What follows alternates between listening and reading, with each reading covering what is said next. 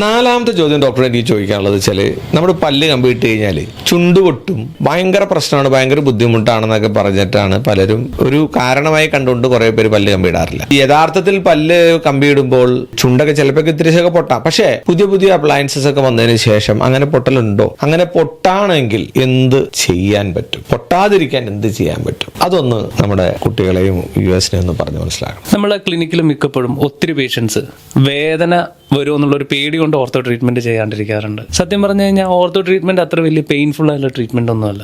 ഒരു നമ്മളെ tooth move ചെയ്യുമ്പോൾ ഒരു ചെറിയ ഡിസ്കംഫർട്ട് ഉണ്ടാവും. അത് ഓരോരുത്തരുടെ ടോളറൻസ് ലെവൽ അനുസരിച്ച് വേരി ചെയ്യും.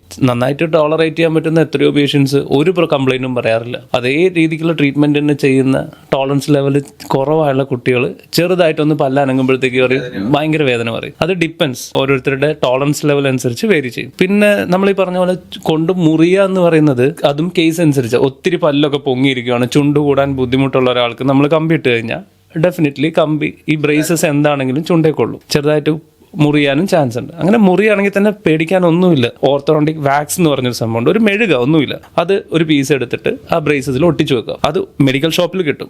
ഇനി ഇതൊന്നും ഇല്ലെങ്കിൽ ആമസോണിലും ഫ്ലിപ്കാർട്ടിലും ഒക്കെ ഇത് അവൈലബിൾ ആണ്. വലിയ എക്സ്പെൻസും ഇല്ല, 150 രൂപ 100 രൂപയൊക്കെ ഉള്ള ഒരു ബോക്സിന്. അത് ചെയ്യാം. ബബിൾ ഗം ചവച്ചിട്ട് ഒരു പീസ് എടുത്ത് വെക്കാം. ഇനി അല്ലെങ്കിൽ ഒരു പഞ്ഞി എടുത്തിട്ട് നമുക്ക് നനച്ചിട്ട് വെക്കാം.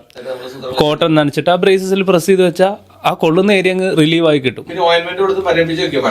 കറക്റ്റ്. നമുക്ക് ഇപ്പം ചില കുട്ടികൾക്ക് ഓൾറെഡി കൊണ്ട് മുറിഞ്ഞിട്ട് പിന്നീട് ഫുഡ് കഴിക്കാൻ ബുദ്ധിമുട്ടാണെങ്കിൽ നമുക്ക് എന്ത് ചെയ്യാം, ഫുഡ് കഴിക്കുമ്പോഴത്തെ ഡിസ്കംഫർട്ട് മാറ്റാനായിട്ട് ഒരു ഓയിൻമെന്റ് ഉണ്ട്, അനാൽജസിക്. കറക്റ്റ്. പിന്നെ തീർച്ചയായിട്ടും എന്ന് വെച്ച് കഴിഞ്ഞാൽ കുട്ടി പറയും ഇത് ഭയങ്കര ബുദ്ധിമുട്ടാന്ന് പറയും. നമ്മളിപ്പോ ഒന്ന് ആലോചിച്ച് നോക്ക് ഡോക്ടറെ, വായിക്കകത്തൊരു ചെറിയ കല്ലിന്റെ പീസ് കയറിയാൽ തന്നെ എന്തോരം ഡിസ്കംഫർട്ട് ഉണ്ട്. അപ്പൊ ഇത്രയും സാധനം വായിക്കകത്തിരിക്കുമല്ലേ ബ്രേസസ്, വയറിയിരിക്കുന്നത്. അപ്പൊ ചെറിയ ഡിസ്കംഫർട്ട് ഉണ്ടാവും. നമ്മൾ ഏത് ട്രീറ്റ്മെന്റ് ചെയ്യുമ്പോഴാണ് ഡിസ്കംഫർട്ട് ഇല്ലാതെ?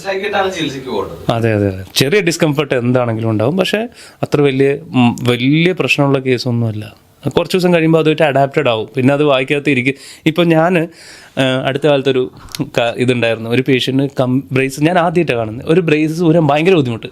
ഈ പേഷ്യന്റ് സമ്മതിക്കുന്നില്ല, ഊരണ്ട. പേഷ്യന്റ് പറയുന്നത് വെച്ചാൽ ഞാനിതായിട്ട് അഡാപ്റ്റ് ആയി 3 കൊല്ലമായി. അത് ഒരു ട്രാൻസ്ഫർ ചെയ്ത് വന്നൊരു കേസായിരുന്നു. അപ്പം ഈ പേഷ്യന്റ് പറയുന്നത് വെച്ചാൽ എനിക്ക് ഇത് വായിട്ട് പൊരുത്തപ്പെട്ടു, എൻ്റെ ഫോട്ടോസിലെല്ലാം ഇപ്പം ഇത് ആളുകൾക്കെല്ലാം എന്നെ ഇങ്ങനെയാണ്, അപ്പം ഇതെനിക്ക് ഊരണ്ട, കുറച്ചാലും കൂടെ വെക്കാൻ പറ്റും. ഞാൻ പറഞ്ഞു വേണ്ട നമുക്ക് ഊരം. അങ്ങനെയും കേസസ് ഉണ്ട്. അത് അഡാപ്റ്റ് ആയി കഴിഞ്ഞാൽ ആ പ്രശ്നം മാറും, അത്രേ ഉള്ളൂ.